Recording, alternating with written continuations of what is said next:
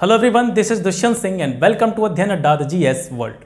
आज के सेशन में मैं आपसे एक बेहद इंपॉर्टेंट टॉपिक पर चर्चा करने वाला हूं और रोजाना की तरह ना तो आज हम हिस्ट्री पे बात करेंगे, ना पॉलिटी पे बात करेंगे, ना ज्योग्राफी पे बात करेंगे। आज का डिस्कशन, आज का जो बातें हैं, बड़ी बेसिक सी कॉमन सी बातें हैं जो आपको किसी भी एग्जाम की तैयारी करने से पहले पता होनी चाहिए।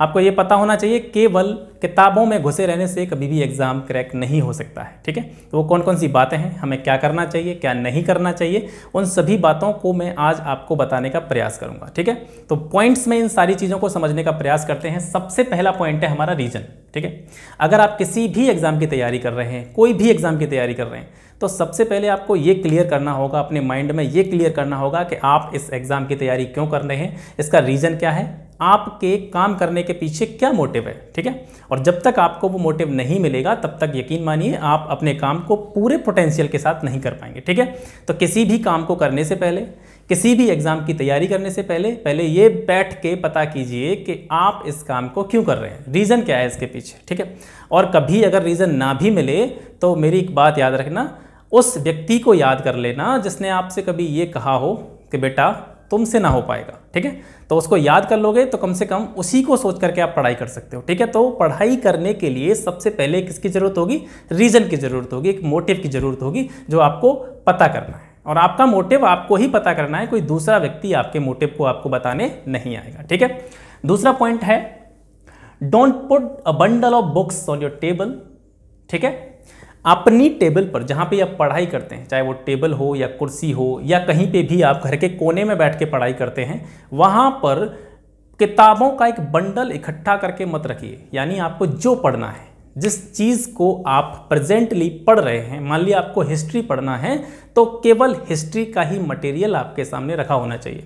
ये नहीं कि वहाँ पे मैथ्स की बुक पढ़ी है, ज्योग्राफी की बुक पढ़ी है, पॉलिटी भी वहीं पढ़ी है, इकोनॉमिक्स भी वहीं पढ़ी है। इसका एक रीज़न है। वैसे अगर नॉर्मली सोचेंगे तो इससे कुछ फ़र्क नहीं पड़ता, अपन को जो पढ़ना है जो नहीं पढ़ना है वो अपने ऊपर डिपेंड रहता है। लेकिन इसका एक साइकोलॉजिकल रीज़न ये भी है कि जब भी कभी हम किसी चीज़ को पढ़ रहे होते हैं, मान लीजिए हिस्ट्री पढ़ रहे होते हैं या ज्योग्राफी पढ़ रहे होते हैं, तो अगर उसमें कोई ऐसा टॉपिक आ जाता है जो थोड़ा सा डिफ़िकल्ट रहता है या हमें थोड़ा सा दिक्कत देता है, हमें समझने में थोड़ी सी परेशानी महसूस होती है, तो हम क्या करते हैं, तुरंत ही जिस काम को कर रहे हैं उसे स्किप कर देते हैं और दूसरी चीज़ को पकड़ लेते हैं। ये एक साइकोलॉजिकल रीज़न है। ठीक है, तो इसके लिए हमें क्या करना होगा, इसके लिए हमें सिर्फ वही चीज़ पकड़नी है जिसको हमें अभी पढ़ना है।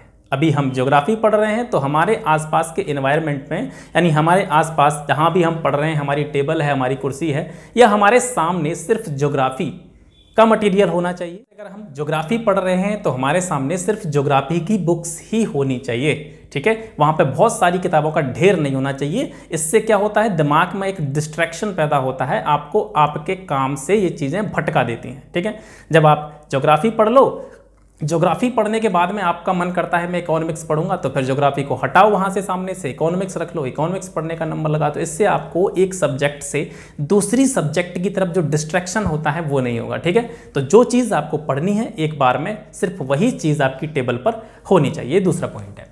तीसरा पॉइंट है one standard book for one subject.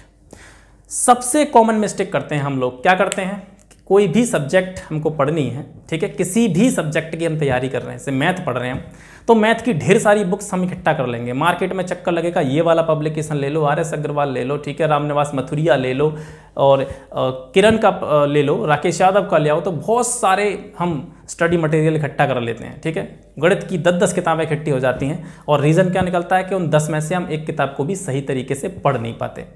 तो सबसे पहले आपको ये क्लियर करना है कि जिस सब्जेक्ट को हम पढ़ रहे हैं उसकी हमारे पास एक ही स्टैंडर्ड बुक होनी चाहिए। ठीक है, 50 किताबें इकट्ठा करने से कुछ नहीं होता है। जिस सब्जेक्ट की आपको तैयारी करनी है उस सब्जेक्ट से रिलेटेड एक स्टैंडर्ड बुक आप फॉलो कर सकते हैं, जो भी आपको सूट करे, जो भी आपके जो है सूटेबल हो आपके लिए, जो भी आपकी समझ में आती है। ठीक है, और ये हुआ नहीं है कोई भी एक चीज़, जो मेरा पर्सनल एक्सपीरियंस है मैं वो आपको बताने की कोशिश कर रहा हूँ कि ये कहते हैं कि ये बुक बेकार है, वो वाली उस पब्लिकेशन की ले लो, उस राइटर की ले लो, वो वाली अच्छी है, ये वाली अच्छी है, तो ज़्यादा फर्क नहीं होता। कोई भी राइटर जो होता है अपनी बुक को बहुत अच्छी तरीके से बनाने का प्रयास करता है, उसमें सारे फैक्ट्स और थ्योरीज डालने का प्रयास करता है।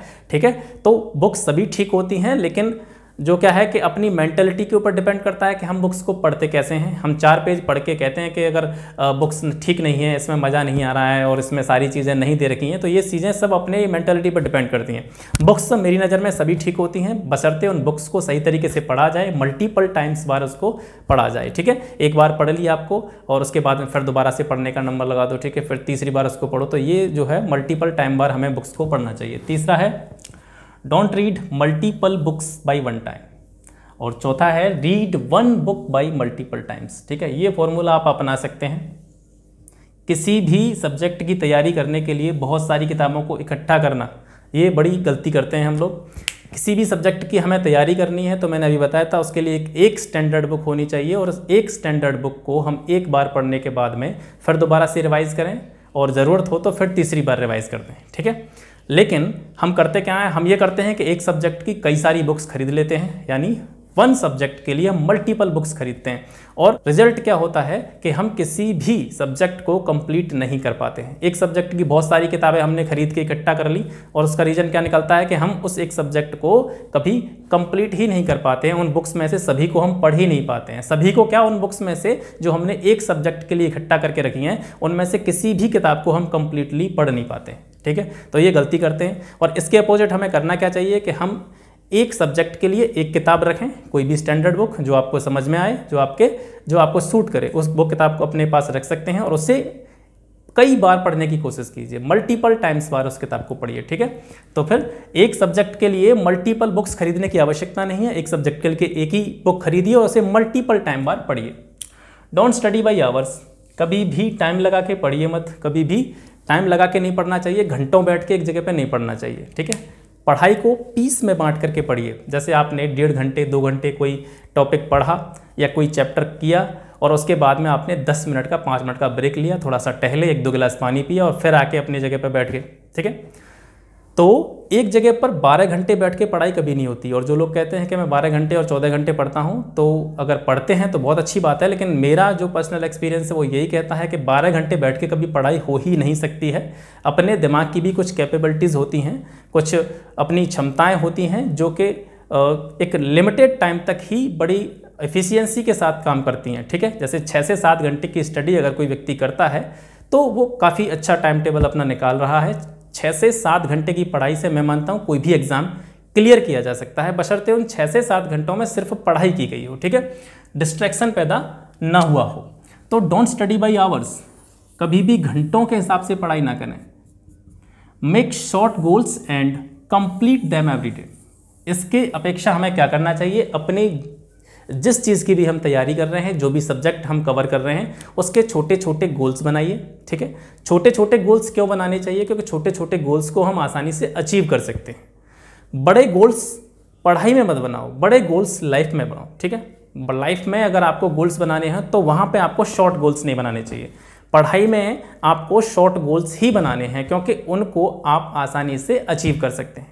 जब आपकी लाइफ के गोल्स की बात करें तो लाइफ में जो गोल्स आपको बनाने हैं, लाइफ में जो अपनी थिंकिंग रखनी है, सोच रखनी है, वो ऊंची रखनी है। ठीक है, ये नहीं कि आपने सोच लिया कि एक चपरासी बन जाए, बस आराम से जीवन कट जाएगा आराम से, इतना से में कुछ नहीं होगा। ठीक है, तो लाइफ में जो गोल्स हैं उनको सेट कीजिए ऊपर, और पढ़ाई लिखाई में जो सेट अपने जो गोल करने हैं आपको, वो छोटे करने हैं। ये नहीं सोचना है कि एक ही रात में पूरी किताब को पढ़ डालूंगा, क्योंकि वो पूरा ही नहीं होगा, आप पढ़ ही नहीं पाएंगे पूरी किताब को।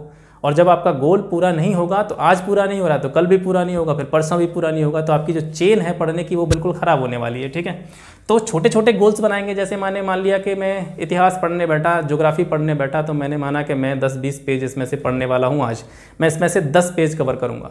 ठीक है, मेरी कैपेबिलिटी अगर 25 पेज कवर करने की है एक दिन में, तो मैं 25 की जगह पर 20 ही सोचूंगा। ठीक है, और आपको भी ऐसे ही करना चाहिए कि आपकी जो कैपेबिलिटी है, मान लो आप 25 पेज एक दिन में कवर कर सकते हैं एक सब्जेक्ट के, तो आप ये मान के चलिए, मैं एक एग्जांपल दे रहा हूँ, पेजेस से मेरा कोई फैक्चुअल कनेक्शन नहीं है, मैं आपको केवल एक इन्फॉर्मेशन देने की कोशिश कर रहा हूँ कि अगर आपकी कैपेबिलिटी 20 पेज पढ़ने की है तो आप अपना गोल सेट कीजिए 18 पेज का, 17 पेज का, क्योंकि आपकी कैपेबिलिटी है 20 पेज की, और आपको पता है कि जब आपकी क्षमता 20 पेज पढ़ने की है तो आप 17-18 पेज आसानी से पढ़ सकते हैं। और जब आप अपने गोल को, छोटे से गोल को अचीव करके सोएंगे और सुबह जगेंगे तो आपको काफ़ी सेटिस्फिकेशन महसूस होगा, आपके अंदर संतुष्टि महसूस होगी। तो छोटे छोटे गोल बनाओ। छोटे छोटे गोल अगर आप पर डे बनाते रहेंगे, डेली बनाते रहेंगे, तो आप 2 महीने, 3 महीने, 4 महीने, 6 महीने तक इन गोल्स को लगातार अचीव करते रहेंगे, छोटी छोटी चीज़ों को कवर करते रहेंगे, तो आपको पता चलेगा कि 6 महीने तक लगातार हमने इस चीज़ को फॉलो किया तो 6 महीने के बाद में हमारी जो नॉलेज है वो काफ़ी डेवलप हुई है। ठीक है, ये आप लगातार काम करने के बाद में महसूस करेंगे।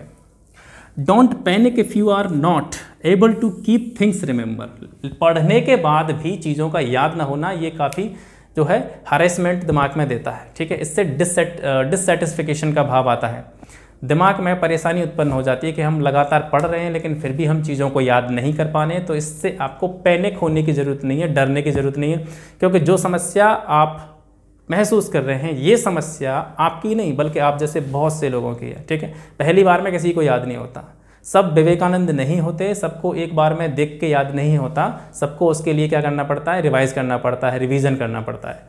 तो आपको डरने की बजाय क्या सोचना है कि स्लो एंड स्टडी स्टडी करने वाला आदमी ही सफल होता है। खरगोश वाली चाल में नहीं चलना है, कछुए वाली चाल में चलना है। खरगोश वाली चाल में एक दिन में अरे मैं तो 12 घंटे पढ़ूंगा, तो 12 घंटे आपने पूरी नाइट स्टडी की और पता चला कि फिर 2 दिन तक सो ही रहे हैं, पढ़ ही नहीं रहे हैं फिर। ठीक है, तो इससे क्या है, गलत इफेक्ट पड़ेगा। आपने 12 घंटे एक दिन पढ़ाई कर ली लेकिन 2 दिन तक आप सो ही रहे हैं, इतनी थकान बॉडी में हो गई कि उसके बाद में आपको पढ़ाई हो ही नहीं पा रही है। तो उसकी अपेक्षा 6 से 7 घंटे आप पढ़ रहे हैं, उसकी अपेक्षा आप 6 से 7 घंटे पढ़ रहे हैं, तो आप बॉडी को भी रिलैक्स दे पाएंगे, अपनी पढ़ाई भी आसानी से कर पाएंगे, दिमाग पे भी आपके पे गलत असर नहीं पड़ेगा। ठीक है, तो स्लो एंड स्टडी, इसका मतलब है कि स्लो यानी धीरे धीरे पढ़ो, कम पढ़ो लेकिन लगातार पढ़ो। धीरे धीरे और लगातार पढ़ने से ही जो है आप सक्सेस ले सकते हैं, आप किसी भी एग्ज़ाम को क्रैक कर सकते हैं। 12-14 घंटे पढ़ने से कभी भी एग्ज़ाम क्रैक नहीं होता, दिमाग खराब हो जाएगा आपका। ठीक है, तो 6 से 7 घंटे की एक सफिशिएंट स्टडी होती है। 6 से 7 घंटे पढ़कर आप किसी भी एग्ज़ाम को क्रैक कर सकते हैं। ये सोचिए कि हमको बस कॉन्टीन्यूसली काम करते रहना है। ठीक है, अपने अंदर की जो कॉन्टीन्यूटी है वो लगातार बनाए रखनी है। अगर कंटिन्यूटी लगातार बनाए रखेंगे तो आप निश्चित ही अपने गोल को अचीव कर